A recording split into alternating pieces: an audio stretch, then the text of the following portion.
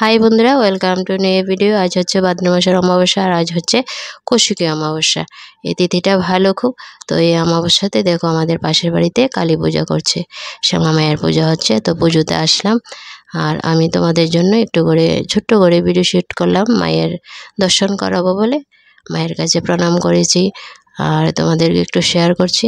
যারা যারা শ্যামা মায়ের দর্শন করতে চাও অবশ্যই দর্শন করতে পারো।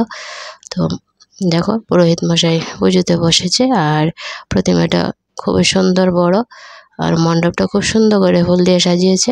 দেখতে পাচ্ছি এই যে মায়ের দর্শন করে নাও। আর দেখো বাবা বলেন হয়তো খুব সুন্দর দেখতে। তো পুজোতে বসে পড়েছে পুরোহিত মশাই দেখলে। আর এখানটায় দেখো প্রদীপ জ্বালিয়েছিল, তো কিছু পাখার হাওয়াতে নেমে গেল প্রদীপগুলো, খুবই সুন্দরভাবে জ্বলছিল। তো ঠাকুর মশাই মন্ত্র পাঠ করছে আর কি যেন একটা বললো আর কি। তো কিছুক্ষণ ঠাকুর মশাই পুজো করে আবার বসবে, একটু দাঁড়িয়েছে আর কি।